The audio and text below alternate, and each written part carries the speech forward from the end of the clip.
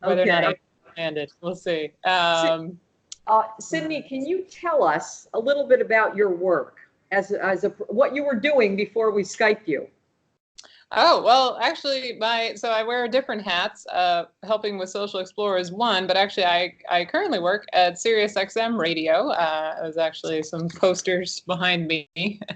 And I work on one of the many channels. It's actually the Progress channel, which is one of the news channels. And so we're the left-leaning news channel, talking all about news of the day, taking lots of listener calls, talking to different guests, different in-depth interviews, news analysis, talking about different press conferences. So this week has been quite busy with everything that's been going on with the impeachment inquiry. Exactly. Oh my God. So who have you been talking to about impeachment?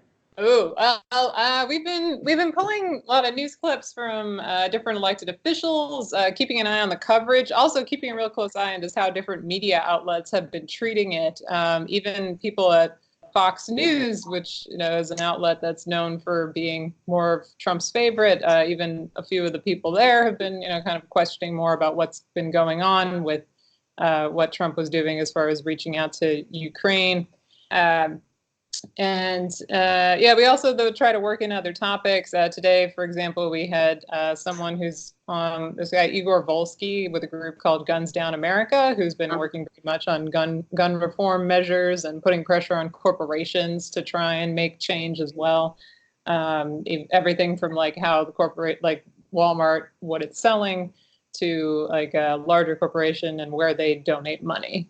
So we're able to break it up. But we have a lot of callers. So we get callers from all over the country. So that's always interesting. That's fascinating. So you're anybody want to ask Sydney a question about her work before we get started? Interesting. So we have to be your new fans. We'll have to start tuning in on a regular basis and listening. Yeah. If anyone at a later date has questions about it, feel free to reach out to me or ask Suzanne for my contact info. Glad to tell you more about the operation and send you some stuff. So, yeah. That's great. I'm going to introduce you, Sydney. And Sydney Beveridge's father, Andy Beveridge, was the chair of sociology for 10 years, I think. He is a beloved chair. He is kind of retiring. We're trying to get him to stay. He was here today, and everybody was so nostalgic and happy to see him. And Sydney and her father developed this company, and it's now a worldwide company. And it was one of the first. Sydney was at the first to really give us a user-friendly way to use census data. I think it was. I think so, and yeah, it's great to be talking to a room of Queens College students because this is where it originated. It was a collaboration between Professor Beveridge, Andy, and a student, Ahmed Lasovic, who was just over in the computer science department and sort of started developing there. Started as a small project, kind of looking at New York City data for a particular anniversary of New York City's coming together, and then really grew from there. But yeah, it's sort of the online availability and the tools it offers really were very, very different than anything that was available then. And today we keep trying to innovate the tools and keep up with what people need. And the Census Bureau's stuff is still, a bit clunkier. So we're trying to keep helping people. Yeah, it's such a great tool. Sydney, I thought we could start by having the students set up their own accounts. Getting them on, getting them registered. And one of the problems my online class has reported to me, they're doing the same exercise online. They've got your video, they're listening to it, they're doing they've got the assignment, and they're getting pop-ups that say they have to pay. And I'm wondering if you can tell me, you don't have to tell me now, maybe email me if you want, if that's easier, how I can tell them to navigate around that, because I know the students at Queens College get it for free. Exactly. Yeah. So I'll show you sort of the quickest way if you're in the room how to get logged in, but I'll also point out how you can log in remotely or a classmate of yours help them or someone.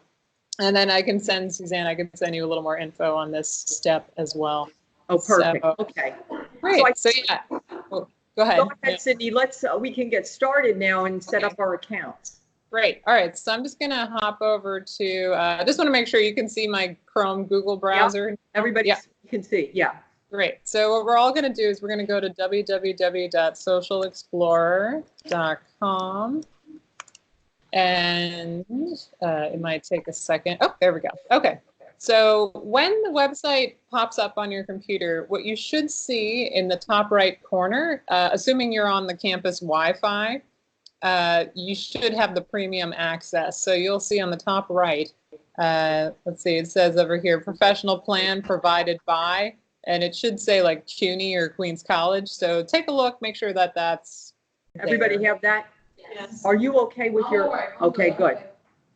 Okay, cool. So then what you can do, I think, because I'm already logged in, I might have a slightly different thing on mine. I have a little S, but there should be like an icon or something you can click here to log in or sign up.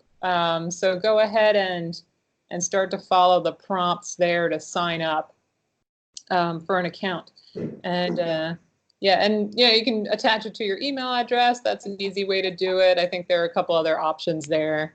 And then when you, just while you're logging in, when you have, then the nice thing about this is then if you log in at home, because you logged in while you're on the campus network, it'll know that you have the premium access. So after you log in once on campus, then you'll be good to go for, I think, at least 3 months, and then you might need to refresh it. But so while people are signing up, I'll just mention this to, let's see, I think probably the easiest way to do it if you happen to be at home, and if you hadn't yet signed up, if you go to the Queens College Library, let me just say catalog, and then if you search for the Social Explorer in the catalog, and you'll probably have to enter in a barcode or whatnot. And yeah, since you're on the classroom, I won't go through all the steps of that. But basically, the other way in is to go through the school library's resources, and then that's where you would enter your student barcode. So then the library knows that you are allowed to get it, and then you would be able to jump into the website there. So that must be what your online students are running into. So that's probably what it is. Yeah. So okay. Fortunately, easy to fix. Yeah. Cindy, can I stop you for a minute? I just want to make sure, does everybody understand what she's saying? Everybody knows how to access the databases? Nicole, I know you do. Anybody not know? Everybody pretty much knows how to do that. Okay, thank you. Cool. Yeah, and the nice thing about, for the people sitting in the room right now, yeah, you're already kind of good to go. So just remember your username and password, and you'll be able to get started on any computer. So great. And yeah, so let's see. So yeah, I'll just yeah, so I'm looking at the handout here, and Suzanne, feel free to jump in at any point, but I'll just tell you a little bit about kind of the general layout that you're looking at here and kind of the things available, and then we can dive into the activity. So yeah, so Social Explorer, oh, and also because of the sound, if Suzanne, I may not be able to hear you the first second you start talking, so feel free to just jump in again. So Social Explorer specializes in census data and other kinds of data. So we're looking at data about people, about groups, about age cohorts, by race, by neighborhood, by gender, by income and education, all different measures, and industry, which I know is one we're going to talk about a bit today. And we also have this data for a large period of time. So the census has been around practically since the country's founding, because they wanted to know who was there and who was voting, or who was eligible to vote, which of course has changed quite a bit. But so we're going all the way back to the data resources go all the way back to 1790, and then all the way through the most recent American Community Survey and census surveys. And so I'll talk a little bit about what the American Community Survey is in a moment, but just to give you an idea of the time period we cover. And so for this activity, we're going to be doing a little bit of that exploration, where we're going to be looking at stuff from 30, 40 years ago and today. So this will be a useful thing to do. And sorry, just making sure someone's not jumping into this conference room. I think we're good. Okay. So, yeah, so looking at data and maps. So we're going to start with a visual exploration of the data, which is really a huge strength for Social Explorer, these interactive maps. And then also, excuse me for 1 second. I'm going to ask you to back up a little bit because I think 2 of our students aren't on yet. Are you on? Oh, okay. Okay, good. I just want to make sure everybody's got their account set up. So Yeah. Yeah. I go into www Social Explorer. And then you see that little blue thing on right? You're going to click on that. And then you're going to set. Okay. Okay? Sounds good. Let us know if you have trouble. If anybody has any trouble, just raise your hand because we might not be able to hear you with Sydney. Sydney, go ahead. Sorry. Oh, no problem. Yeah. So so just talking a little bit about what Social Explorer has. So we also have kind of niche data sets related to crime and economic things. But we'll start with the real star is like the census data. So that's what we'll be focusing on today. So here you'll see like a picture of the map. Here it says, United States.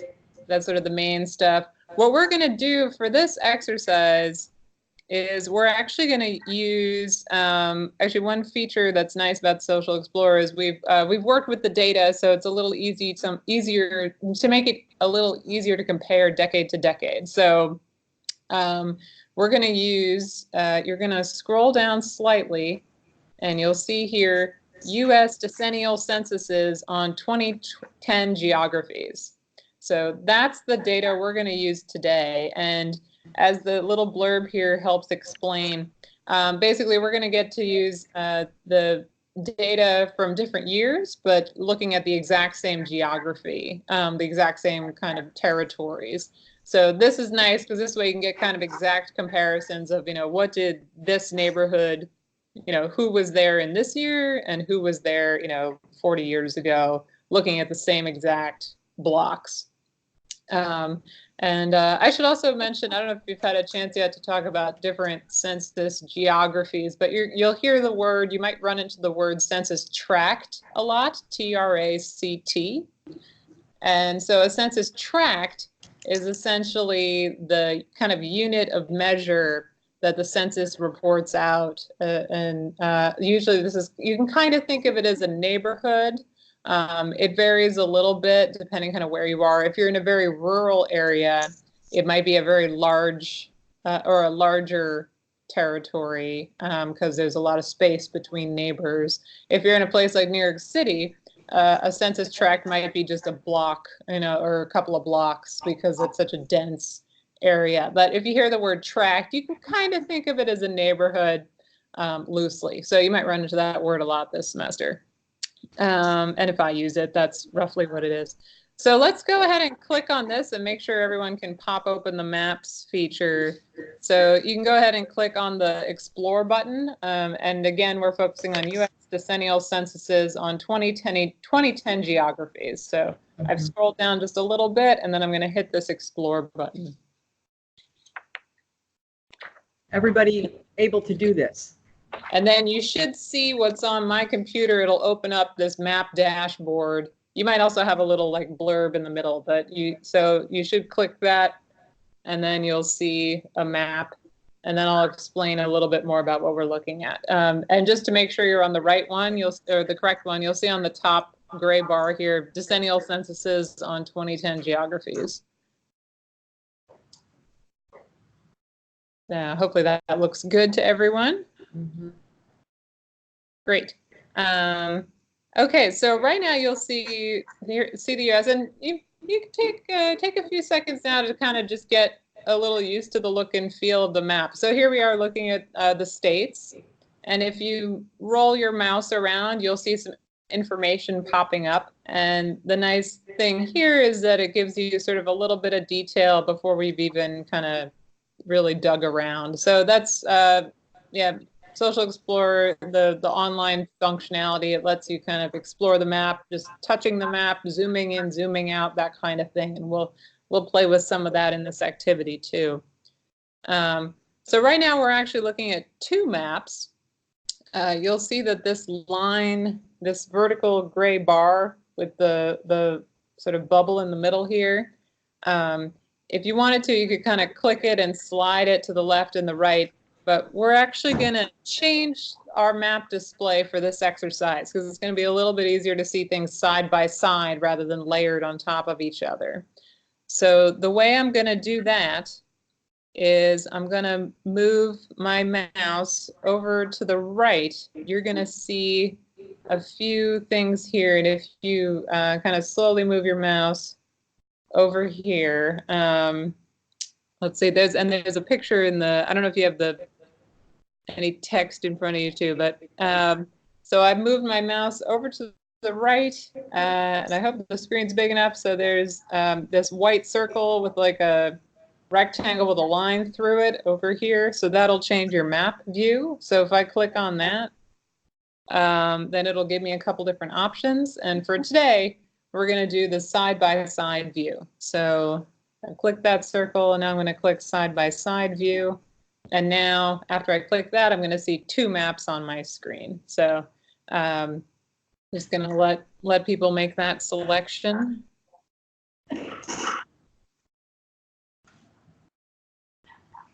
And then, yeah, and while you're looking at that too,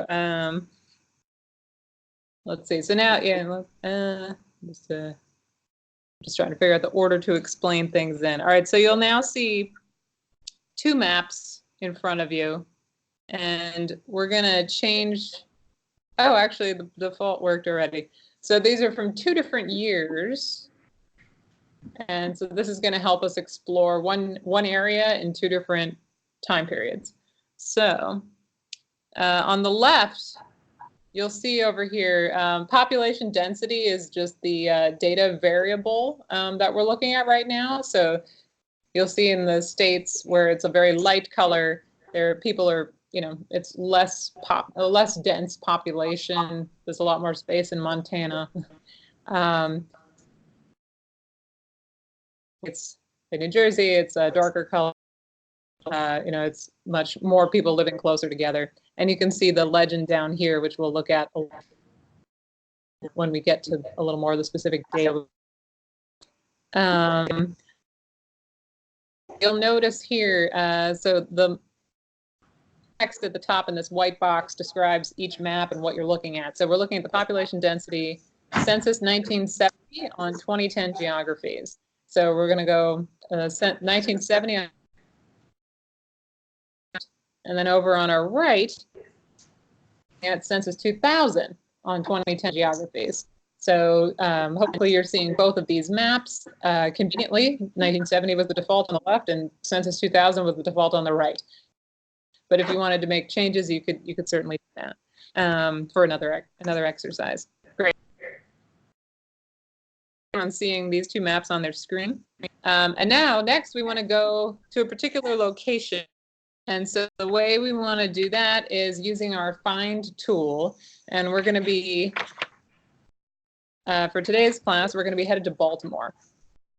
So you'll see, I'm going to float over to the right, and you'll see this little magnifying glass. Very old,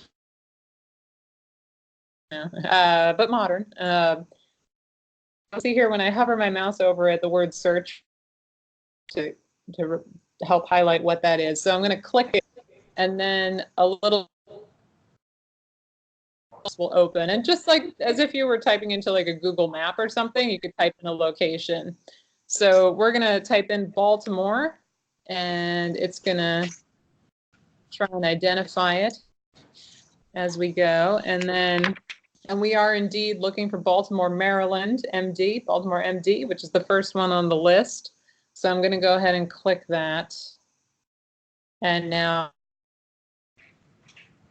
both of our maps have gone to Baltimore.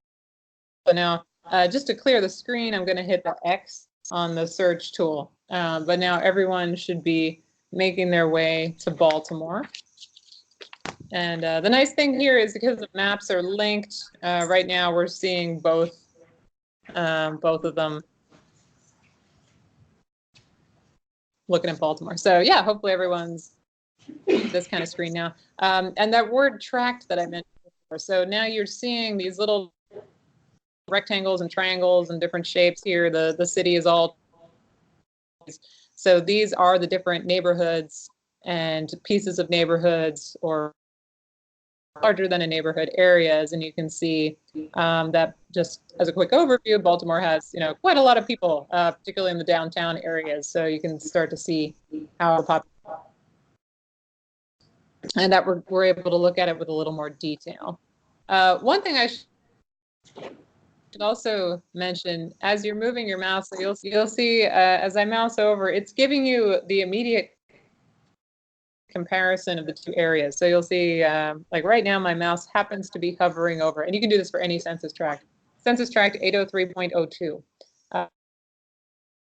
Maryland. So it says 23,328.820 on the first map, which is the one where my mouse is on the left, and on the second map, the one from the year 2000, you can see that the population density in that area is a bit less. Actually, it went down to 19,610. So you can see, comparing a particular neighborhood during these two times. Here's another one that went way down from 41,000 to 18,000 in population density. So you can really kind of compare things. But yeah, and I encourage you, to spend a little time, on your own to just kind of get a feel for that.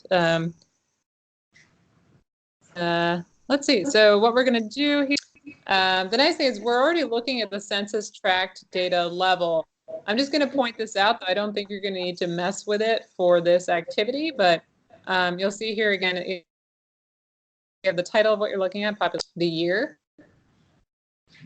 census 1970, and then it says by tract, and if I hover my mouse over here, essentially that's the geography level that we're doing. And because we're zoomed in a bit already, it's census tract by default. But if you wanted to change that for whatever reason, if you decided that actually you just wanted to look at the county as a whole, for example, you could click that and change it. Or if for some reason it was showing you only county and you wanted to get to a tract of another area, you could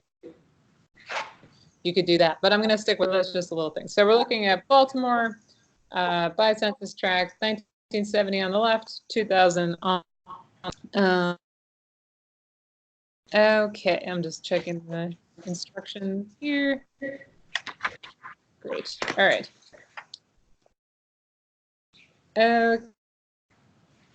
So also want to point out, I mentioned very quickly, but make sure people are comfortable with it. So down at the bottom of each map, we see the legend. So you can see the colors go from like a very pale orange around here. And so you can kind of take your time and use that to help kind of ground what you're looking at. You can get a sense of like that, it looks like there are indeed kind of more darker areas in Baltimore in 1970 than in the year 2000. So you're able to kind of already see that there are fewer of these super, super dense blocks, between the two decades. And this will be more useful too when we look at specific things. And you can also actually even click the legend if you want to just see like the highest bracket. You can click that. And then you can just click it again to go back to normal.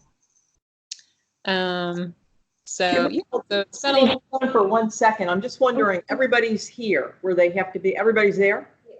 Okay, good. Okay. Sorry.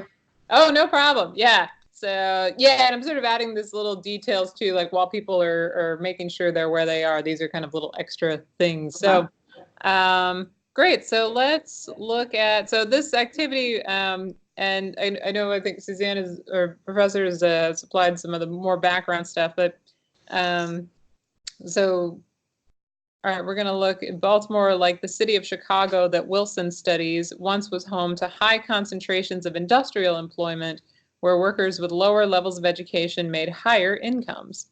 We're interested in comparing this period of Baltimore history to the most recent demographic figures for Baltimore to see whether deindustrialization has negatively affected African Americans, as Wilson claims. So what we're going to do now is change to look at data that has more to do with like industrial jobs. So what we're going to do is, I'm just, sorry, skipping ahead here, and then particularly what the numbers of industrial jobs, how that also relates to the African American population in Baltimore. So these are the kind of the two variables that we're going to be examining in this study. So first, we're going to look at the distribution of race in Baltimore, particularly the African American population. So we already have our year on here. So you'll see this change data button, one for each of the maps. So let's start on the map on the left. I'm going to go ahead and click that. And then this is where you can navigate Social Explorer data by topic and then by sort of specific variable. So we're interested in talking about race right now. So I'm going to scroll over to this here. It's just the second one down on the right column, the race categories. And when I click on this, it'll give us what options we have here to look at with a little bit more detail. So I clicked on that. And now I'm going to click on the Black population here. And then I'm just going to click the X or click away. And then I'll be able to see on the map. Now we're looking at the African American population in Baltimore, Maryland from 1970. So you can see that it is very, very concentrated. Some of these tracts have nearly 100% of African American population in them. So you can see there's quite a bit of segregation in the city at the time. Okay, so now we have our map on the left is set. And now we're going to do the same thing for the map on the right. So now I'm move my mouse over to the right. I clicked on the change data button. Again, I'm going to hit the race category to get where I need to go. And one small note. So the terminology with the census changed, over the decades, the Census Bureau has changed the way some of the questions are worded, has added additional categories for certain things. But we're going to keep this, as easy to compare as possible. And in this instance, it's pretty clear to do that. But just on the left, you saw there were only like 3 options for race: black, white, and other. So now we have a lot more options here. But just to keep it straightforward, we'll click on race and then black or African American alone. So this is a count of people who on the census survey or American Community or Census Survey clicked black or African American, that was their only race. So I clicked that from the list. And now I'm going to go ahead and either you can click this little X to close it, or you can just click anywhere on the map. And so now we're seeing on the left and on the right, the African American population in Baltimore, Maryland and the Baltimore, Maryland area. So you should be seeing, these two maps side by side now. And you can see that there's still quite a bit of segregation, but you can also see a little bit of change in certain neighborhoods over the decades. So just want to make sure everyone can see that. And everybody's seeing that. Good. Okay. Great. And I know that there's some questions that the professor has provided for you as you're looking at these two maps in particular. So something you can work on when you're going through this activity at home. And let's see, I'm just skipping ahead here. Oh yeah. And so another thing too, so so this is kind of a chunk of what we're exploring here, looking at race. So a nice thing with Social Explorer is that you can save your maps in a couple different options for that. So you can sort of log back in and have them again, or you can save them to your desktop and have copies of the images, and you can also submit them with your homework. So very student friendly. We truly were built, especially originally, with students in mind. So you'll see here along the top row, you see the word feedback, you'll see the little share button, and then you'll see the little arrow and square, the export as image option. So I'm going to go ahead and click that, and you can export each of the maps, the one on the left and the one on the right. Just for a test here, I'll do the one on the left. You can even adjust the size if you want, that kind of thing. And then if you've done anything there, and then I'm going to go ahead and click export. You'll see on the bottom row. So then I can export that image. This may take a moment.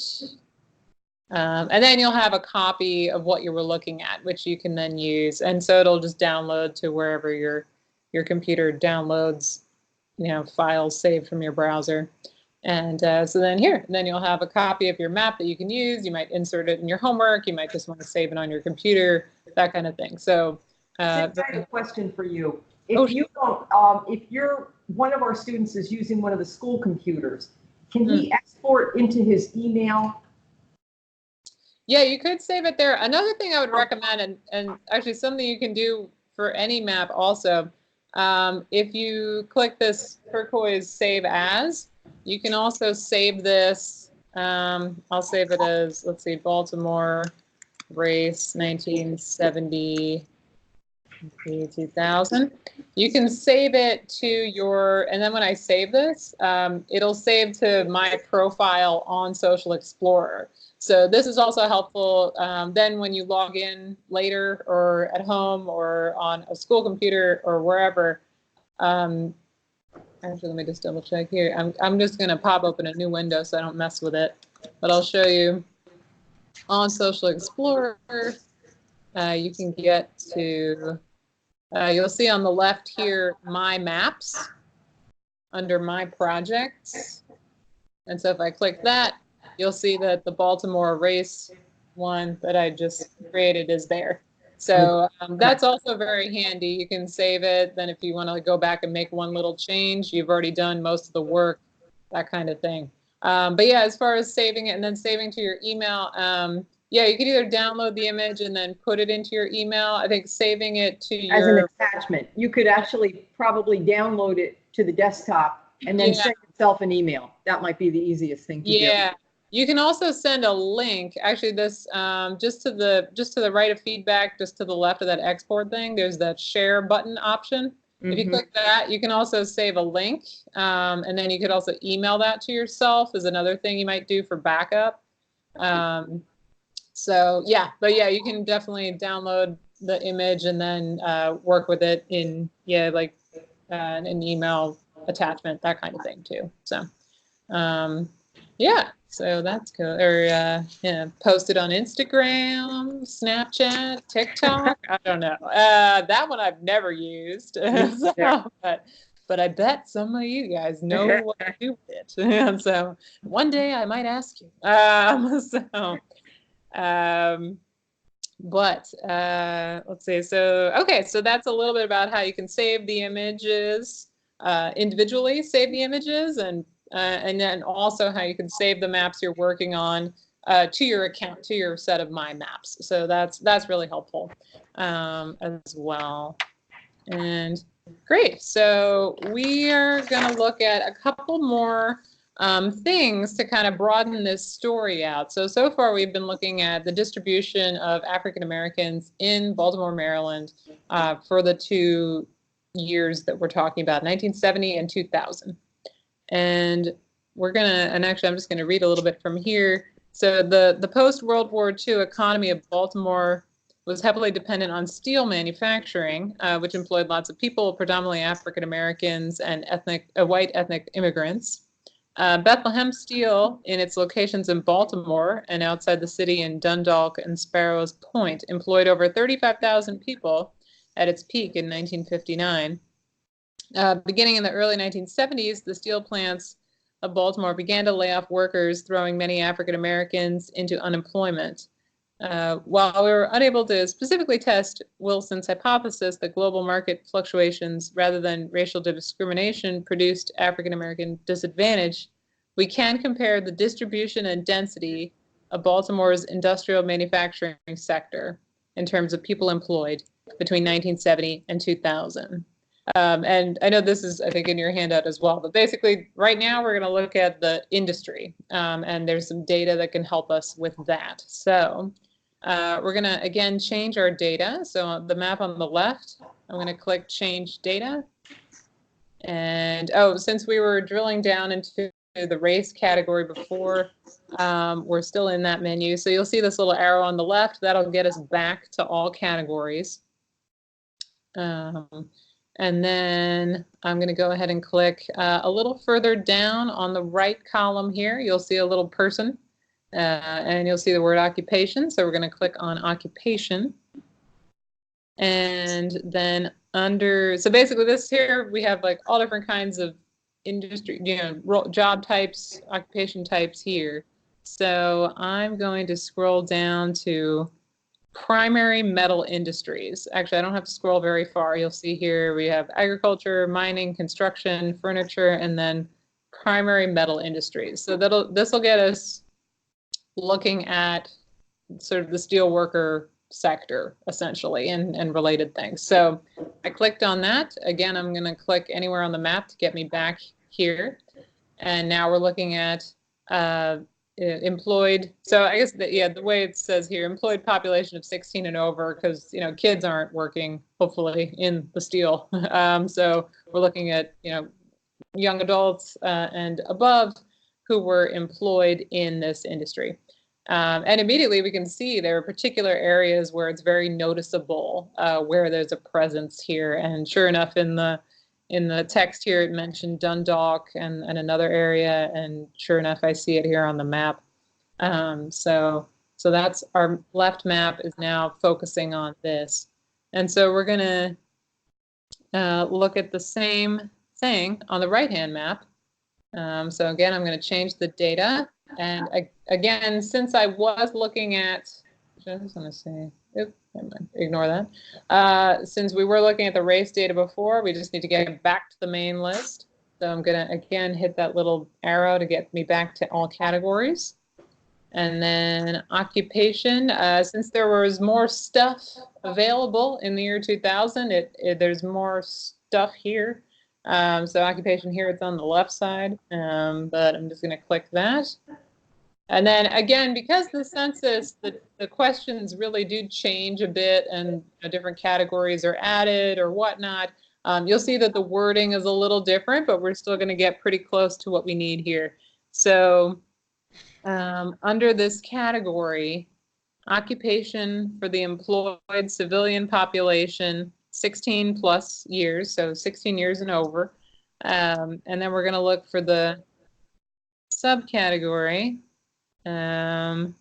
production, transportation, and material moving occupations. So I know it's here because I just checked it the other day. I saw it myself. It's definitely there. It's a long list. I think that's all. Actually, I may have even gone too far. Oh, I think I see it. Actually, I want to make sure I didn't. Okay. And then I'll show you another trick as well. So I'm going to get it the long way, and then I'm going to get it the shorter way. Okay. Occupation for employed civilian population 16 and over. Yeah, we called it, okay, transportation and material moving occupations. So there it is. So I'm clicking it, and now it's on the map. And I'll show you again. There's actually another thing you can do. When you're here under occupation, you'll see under here there's the word filter list. This is essentially like kind of a search to help narrow stuff down. So if I just start typing transportation and material moving, it helps shrink the list for me. But you can find it either way. So if you don't see it immediately, don't be discouraged. It's just there's a lot of stuff listed on the year 2000, but you'll see it. And also just make sure you're looking at it. I guess since we're looking at all genders on the one on the left, just for consistency, you can look at all genders for the one to the right. So you'll see it's also broken down by male and female, but we won't dig into that for today. That's important. Cindy, can I just interrupt for 1 second? Because this is so everybody kind of getting what we're doing. So what story have we told so far? Again, Wilson's article is going to argue that race really is not the primary problem here. the primary problem is the deindustrialization. And so what story are the maps telling us about deindustrialization? Is that sector losing employment or gaining employment in Baltimore over the last 3 decades? What do the maps tell us? Complete loss. Complete loss. Complete loss. Yeah. So we're really going to be using Social Explorer to go and read that article and to see whether or not this theorist is right, William Julius Wilson. And so Social Explorer, so far, you guys are right. Yes. I'm sorry, go ahead. Sure. Yeah, no, that's how, yeah, I appreciate your fleshing out the activity for me too. Yeah, it's just this way the data really can kind of help you discover these changes and also help kind of underscore research or illustrate it. And this is a way you get to do that. So yeah, it's really. I'll interrupt one more time. Sure. Let's say you're doing a presentation about this subject. Do people really want to look at a bunch of numbers, or would they rather look at a picture that tells a story? And that right there is, I think, Social Explorer's strength too, because chart, even summarizing things to like a chart or a table, it's a little more complex.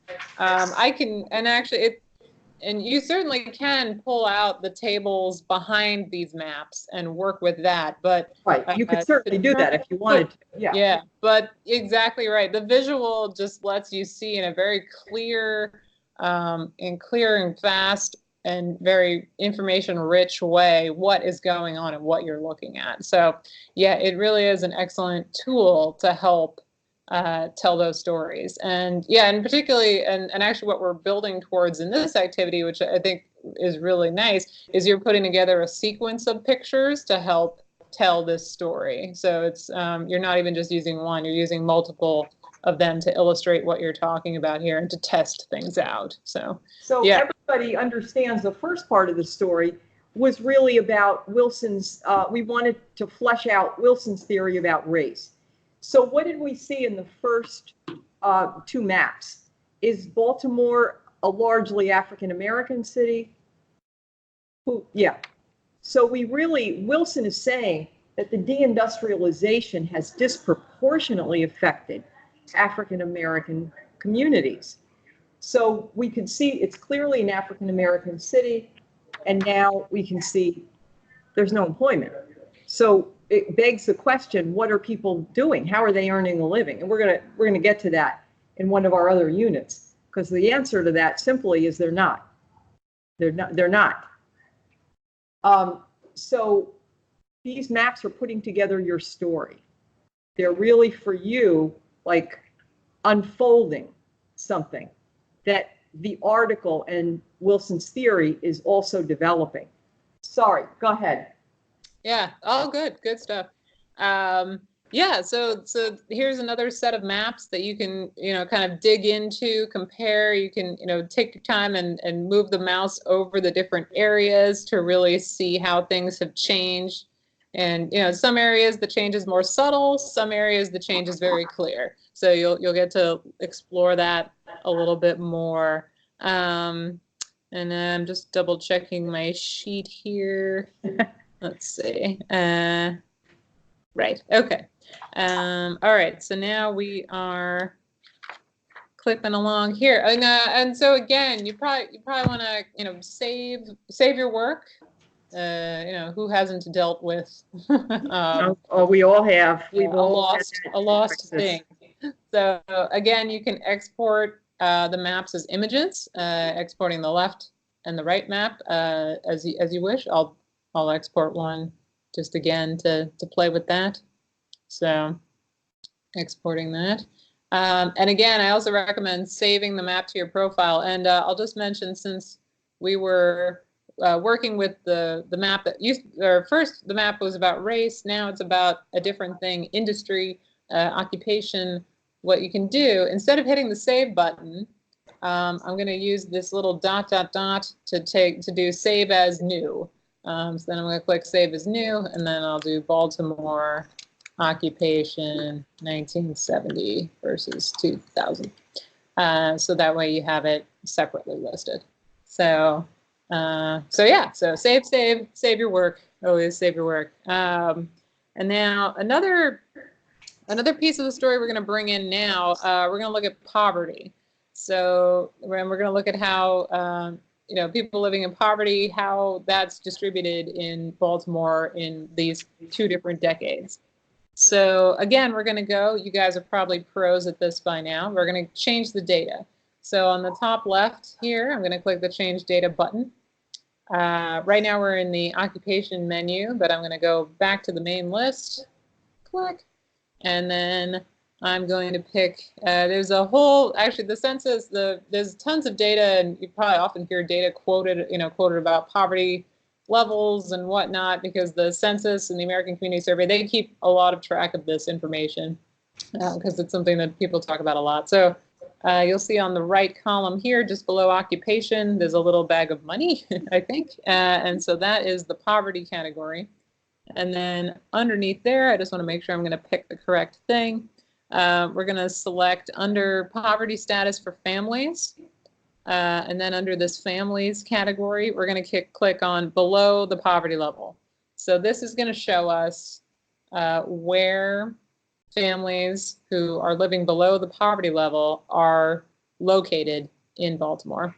And poverty level, that's something you can sort of read up more and talk about more about that as well. But it is sort of a way to get a certain measure, so like who is having a serious financial hardship based on this level, and this map is showing that from 1970. So here you can see some pockets with a much higher poverty rate, more than half the population in certain areas.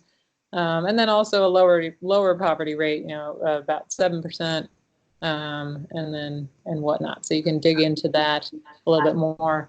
So now we have the poverty rate on the families living below the poverty level or rate on the left, and we're going to do the same thing to the map on the right. So right now we're still in the occupation menu. I'm going to click that arrow just to get back to the main menu. I'm going to scroll down just a tiny bit. So if you don't see it, you can scroll down poverty here, just below occupation, and clicking on that. Okay. And again, the wording has changed a bit between 1970 and 2000. So I'm just going to double check on my sheet to make sure I'm going to pick the correct thing. All right. So we're in poverty. Blah, blah. All right. Poverty status. In 1999 of families by family type. Yep, by presence of children. Okay, and then we're going to click on this one here. It's actually just one of the first ones here, but just to make sure we don't click the wrong thing. Income in 1999 below the poverty level. So, so we're looking at the same thing essentially in the 2 maps. Where are families who are living below poverty living in the Baltimore area? 1970 and 2000. So then you can, you kind of take your time and look at, there's certain areas it looks like the poverty rate was high in 1970 and it's still high today, but then other areas you can see it's increased Let's take a minute and speculate about that. What do you guys think? What are the 2 pictures telling us? Oh, we probably would have to look at who left. Who do you think left Baltimore? White families, yeah. Big white flight out. And they had opportunities in the surrounding suburban areas. But who really stayed without those opportunities? Yeah. So these 2 maps are telling us a very compelling story. Opportunity for some was available, but not for inner city African American families. They couldn't leave. They're staying. And as we saw, the industry's gone. So what's there? Very little in these areas of Baltimore that we're looking at, because we're looking at East and West Baltimore. We're not looking at downtown. Sorry, Sydney. Oh, this is helpful. Yeah, because actually I don't know a whole lot about this whole history, so this is good. Yeah, but yeah, I guess yeah, it looks like Baltimore at the time originally used to be almost like a company town, sort of with much of this industry in one pocket. So yeah, and then when I mean you can think, yeah, you know, today about like industry and you know how certain areas in like Detroit, Michigan, where the auto industry used to be very prominent, now if we did are gone, and you know how people are. Yeah, you're absolutely right. If we did these maps in Detroit, we would find probably the same story. Same story. Yeah, probably something quite similar. Yeah, just a newer, more recent, still being figured out. So yeah, so now we have, let's see.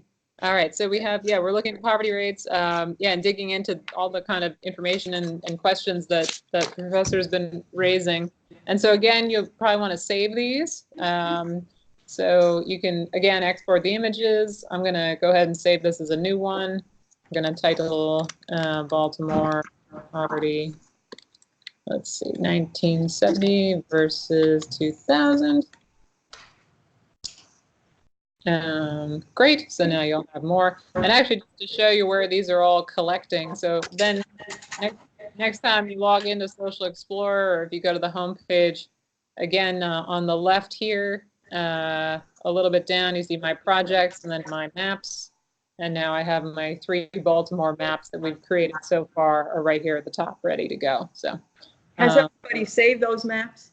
Because this is really going to be the basis of your analysis, the maps that we're creating tonight. Yes. For some reason, I can't save my map on my iPad. I wonder why. Well, it keeps refreshing the website. So, so maybe when I get home, I'll put it on my desktop and I'll try to save it there. That's a good idea. Yeah, that's tricky. Yeah. Yes. So you're going to do, when you do this assignment, you're going to give me the history and current. So you want to save all the maps, and then you want to fool around a little bit too. Sydney, one of my students is using an iPad, so she's having trouble saving to her iPad. Do you know anything about what we could do about that, or should she just keep it on her iPad and then send it to herself when she gets home onto her desktop?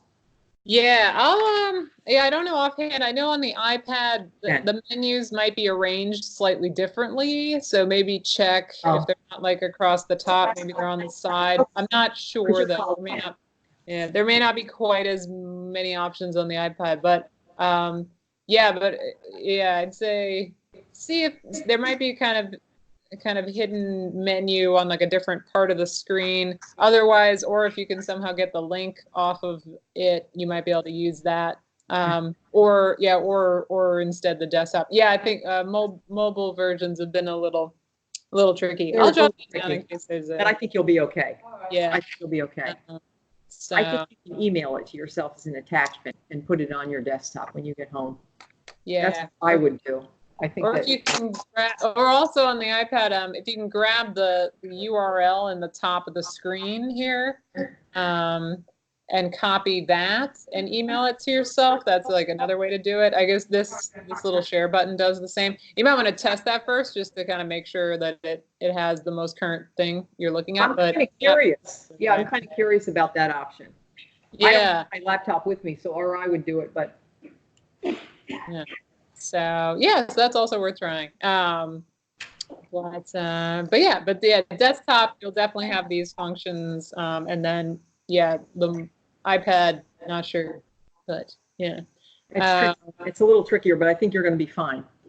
Yeah, I think it should be. Yeah. Oh, go ahead. I was just going to ask if anybody has any questions so far. Everybody's following. It looks like everybody's following. Okay. Great. Okay. Cool. So we've saved the goal. Oh, perfect. What I was going to say is the goal here, Sydney's really giving us great basics. So you're getting a sense of how the Social Explorer program works. You can experiment from there. It's hard to do anything wrong on Social Explorer. I've never really done anything wrong. And I do all kinds of things wrong on a computer. But Social Explorer, you can see the logic, can't you? You go back to that menu, you change the variables from race to income, and you start mapping things out. Yeah. Go ahead, Cindy. Sorry. Oh, that's great. Actually, another thing I'll mention, we like zoom to a location, but I should also point out you can also zoom in and out of a particular map, which, you know, whether you use it for this activity or another, it's kind of fun. You can either like double click and it'll zoom in a bit, or there are also some zoom controls. You'll see just here next to the legend, a plus and a minus, so that can zoom you in and out as well. So if you want to kind of play around, that's the play value of Social Explorer. You can kind of zoom in, zoom out. It's especially fun to do like in a place like New York. You can like zoom in on your, you know, your neighborhood or your school, and you can really see like, oh yeah, I know where that park is, you know, and then kind of get to dig in to things, or zoom out and see different landmarks or highways even. So yeah, just something as you're exploring, you know, play around with that too. Yeah, so let's see. So we have saved now our poverty maps as well. And we want to look into another piece of this story. So we're going to look at education then, and because education can be so linked to what kinds of occupations people are able to pursue. So we're going to compare the spatial distribution of individuals with a bachelor's degree in Baltimore between 1970 and 2000. So again, you probably know already what I'm about to do. I'm going to hit the change data button. So over here on the left, click on that. Right now we're still in the poverty menu, so we're going to go back to all categories. And then you'll see here on the left, the little open book, education. So I'm clicking on education. And so I'm just going to make sure I'm going to click the right one here. So on the left-hand map, all right, we're going to look for highest educational attainment for population 25 years and over. So basically we're looking at sort of adults and what their highest level of education that they've attained. So, you know, right now, if you graduated high school, then that's what you have. But then by the time you're done with college, then it would switch to, you know, highest level would be that college. So, I stumbled through that, but I think you caught me. So what we're going to do is we're looking for people who have at least some college or more. So so here we have under highest education attainment for population 25 years or over. And then you'll see the option here, 1 to 5 years of college education or more. So I'm going to click that. So it's just from this first little chunk on the list. And great. So now the first map is showing us educational attainment, highest level of educational attainment in the area.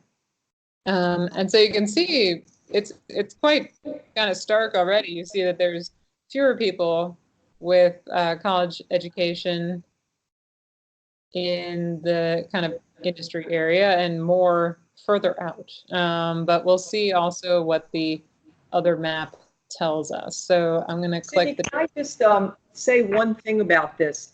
Yeah. Take a look at the map on the left.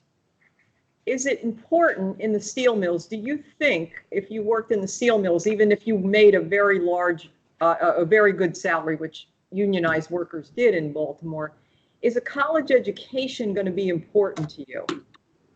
You don't need it. So I think when we look at that data, it's important. We want to acknowledge, let's take a look at educational differences. But remembering that you probably didn't need an education to work in the steel mills. Sometimes you needed a high school diploma, but you definitely didn't need, for most jobs in the steel mills, a college education. Why do you think I'm asking you about that variable? Kind of knowing that you don't need it in the period we're looking at? Yes. If you don't need it, you're not going to invest in it. So if you don't invest in it, then the level of each region is going to be much less compared to, you know, now where you can get anywhere without a college degree. Right. And what does it also say if you've got a very comfortable life and you're working in a union job? What does that tell you? What's going to happen to you and your family if that job leaves and you don't have a college education? Do you have fewer options or more options? Fewer options. So I am sure that for those steel workers that worked there and their grandfathers and fathers before them worked there, there was no sense that this would ever end, and it did. So part of it is when Baltimore started closing the mills, a lot of these guys were older workers. They were 50, 55, which isn't so old, but it's kind of a problem to restart your life at that age if you've got to restart your education. Because if you're going to restart your education, you have to have an asset to do that. What do you think happened to the value of people's homes in Baltimore? Because if their homes were valuable, they could maybe second mortgage their house, take a year off, go back to college, kind of catch up. What happened to the value of their homes? Do you think? I mean, we don't know because we haven't looked at that yet. Do you think the value of the homes went up or down? Down, plummeted. So the very asset you have to be mobile, when a neighborhood like that changes economically, your asset is pulled out from under you when you've done nothing to make that happen. You're still planting flowers. You're still sweeping the sidewalk in front of your row house every morning. You're still doing whatever repairs that you have done for the last 30 years. And now your house has just plummeted in value and you have no mobility. You're going to be stuck. Does that make sense? So we could throw in housing values. Let's see what happened to that. We don't have to do that now, but that's something you could kind of throw in there, because one of the criticisms is when deindustrialization happened, why didn't people just go to college? What's wrong with them? What's wrong with the guy in Ohio, in Iowa who drives a backhoe? Why didn't he get off his backhoe, turn the ignition off, and go to college? How's he going to go? How's he going to leave and go and work? He can't. And when an economic sector dies, everything dies with it. We saw that in the first video, didn't we? About Dayton, Ohio. So it's not just the occupation that goes, but everything that is an asset, everything you save for, your nest egg has just left you. So you have no wiggle room. No wiggle room.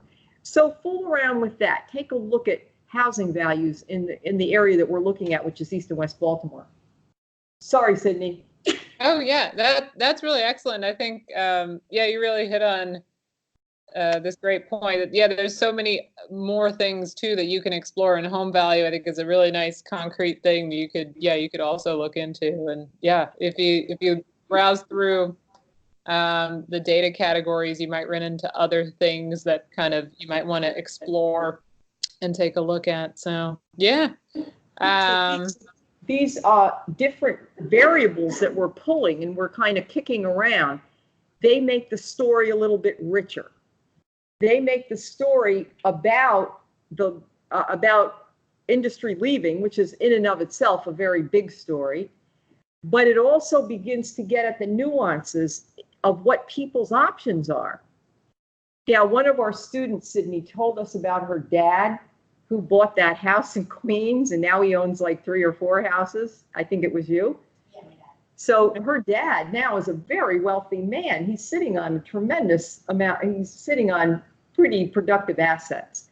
But that's because our area has not seen this kind of a decline. The New York area, the real estate values have grown geometrically every year. So your father now is extremely secure. Very different. Very different. Yeah, it's funny. If you look at like maps of home values, like before and after the recent housing crisis, New York wasn't really affected much, but certain areas, like particularly like parts of Florida and elsewhere, you'll see like a huge impact, but then in New York, not so much. So yeah. Yeah, a lot of stuff, and you're digging into it too. I think some of the topics that are the most rich on Social Explorer with all of this data, like race, income. These are the things that people talk about. In the news.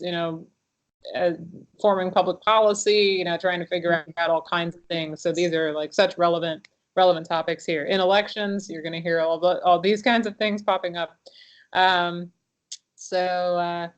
Oh, yeah. So just the map on the left. I'm just going to straighten out the map on the right so we can see the rest of this picture. You have a question. Go ahead. Oh, good. Yeah. More than one category, like if we did like the race, the housing, and the education at the same time. Do as many categories as you want to.